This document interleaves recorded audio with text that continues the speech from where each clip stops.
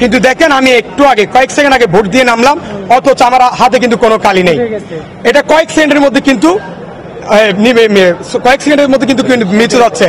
তো এই প্রক্রিয়া যদি হয় তাহলে একজন ভোটার একাধিকবার কিন্তু ভোট প্রয়োগ করার একটা সম্ভাবনা তৈরি হয়েছে। সেখানে কিন্তু আপনার অনিয়ম এবং কারচুপির একটা সম্ভাবনা রয়েছে। আমরা বারবার নির্বাচন কমিশনারকে জানিয়েছিলাম যেন আমাদের 28 বছর পর হতে যাওয়া চাকসু নির্বাচন যেন সুষ্ঠু এবং গ্রহণযোগ্য হয়। ডাকসু এবং জাকসু থেকে যেন শিক্ষা নিয়ে আমাদের চাকসুদের জন্য একটা অনন্য উদাহরণ করা যায়। কিন্তু আমাদের নির্বাচন কমিশনার এটাতে সম্পূর্ণ ব্যর্থ হয়েছে যে একটা সুষ্ঠু গ্রহণযোগ্য শান্তিপূর্ণ নির্বাচন আয়োজনের ক্ষেত্রে। আপনাদেরকে আমি আমার নিজের প্রমাণটা দেখাচ্ছি, দেখেন আমার হাতে কোনো কালি দেখতে পাচ্ছেন কিনা। যেটা আপনার সবচেয়ে গুরুত্বপূর্ণ জিনিস, একজন ভোটারকে চিহ্নিত করা যে সে ভোট দিয়ে ফেলেছে কিনা। এখন সেটা যদি মুছে যায় তাহলে আমি আবার গিয়ে এখন বারবার ভোট দিতে পারবো। হয়তো আমি প্রার্থী একটা বড় সংগঠন থেকে দাঁড়িয়েছি, কিন্তু একজন সাধারণ ভোটার কিংবা আমাদের যারা নারী ভোটার তাদেরকে কিন্তু চাইলেই আপনার একাধিকবার ভোট দিতে পারবে এবং শনাক্ত করা কিন্তু খুব কঠিন হয়ে যাবে। এছাড়াও আমরা যে শুনলাম এই যে এখন নামার সময় একাধিকজন শিক্ষার্থী আমাদেরকে জানিয়েছেন যে 214 নম্বর রুমে সিগনেচার ছাড়া প্রায় 20টার মতো ব্যালট পেপার রয়েছে। আমি আমার নির্বাচন কমিশনারকে জানাবো যেন সেটা তদন্ত করে কার্যকর ব্যবস্থা নেওয়া হয়। আমরা বিভিন্ন অনিয়মের অভিযোগ পাচ্ছি। আমি আমার নির্বাচন কমিশনারকে অভিযোগ জানাচ্ছি আমাদের যে দ্রুতগতিতে আপনারা ব্যবস্থা নিন, একটা সুষ্ঠু গ্রহণযোগ্য শান্তিপূর্ণ নির্বাচন কিন্তু আয়োজন করুন, না হলে আপনারা ইতিহাসের কিন্তু দায়ী হয়ে থাকবেন।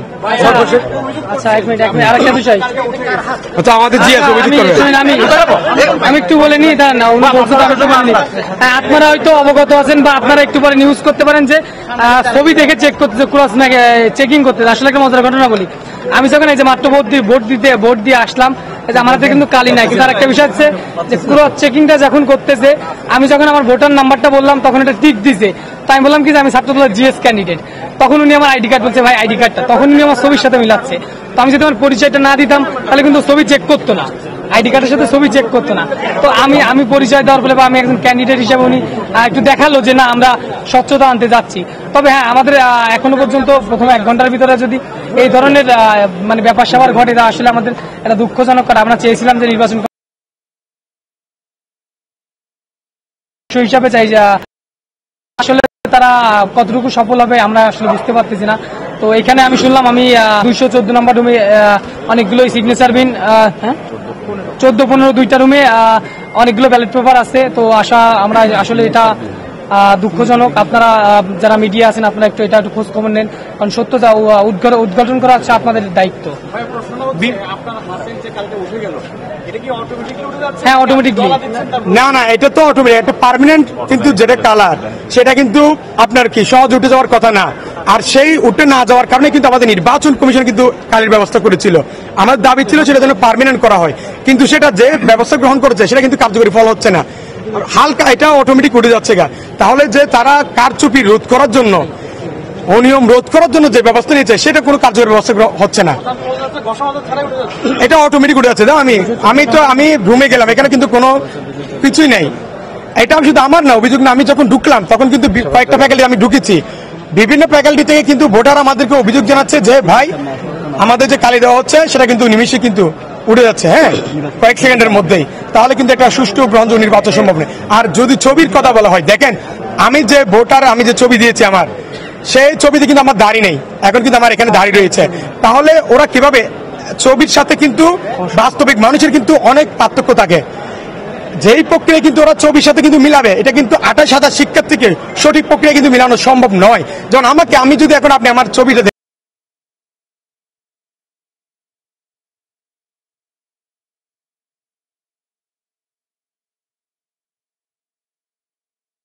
এবং ছবির সাথে কিন্তু অনেকগুলো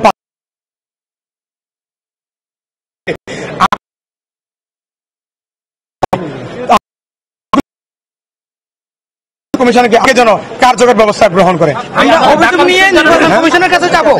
আমরা এটার মধ্যেই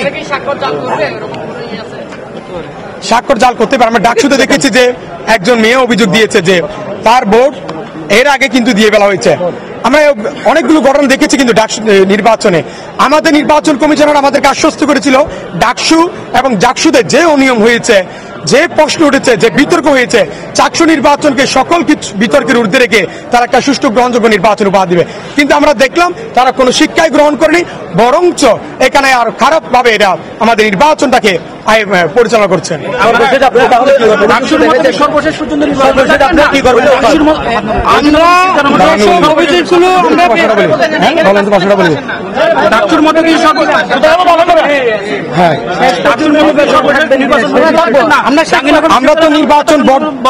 আমরা নির্বাচন বর্জন করার জন্য আসিনি, আমরা কিন্তু শিক্ষার্থীদের হয়ে কাজ করার জন্য এসেছি। আমরা মনে করি যে চাকসুর মাধ্যমে যদি আমরা জয়ী হতে পারি, আমাদের শিক্ষার্থীদের পাশে আর বেশি করে তাকানো যাবে।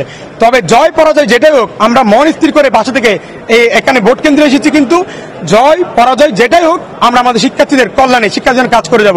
কিন্তু যেই প্রক্রিয়ায় কিন্তু ভোট গ্রহণ করা হচ্ছে, বিভিন্ন অভিযোগ এসেছে, সেই প্রক্রিয়ায় কিন্তু আমাদের শিক্ষার্থীদের যে তাদের ভোটাধিকার সেটা কিন্তু স্বচ্ছভাবে কিন্তু নিশ্চিত করা হচ্ছে না। এখানে কিন্তু যে আমরা অভিযোগগুলো উঠে এসেছে শিক্ষার্থীর মধ্য থেকে, তাহলে যেখানে শিক্ষার্থীরা তাদের ভোটাধিকার সঠিকভাবে প্রয়োগ করতে পারছে না, যেখানে অনিয়ম হচ্ছে, যেখানে কারচুপির সম্ভাবনা তৈরি হয়েছে, তাহলে এই ফলাফলকে আসলে কতটুকু মেনে নেওয়া যায় সেটা আমরা এখন চিন্তা করছি।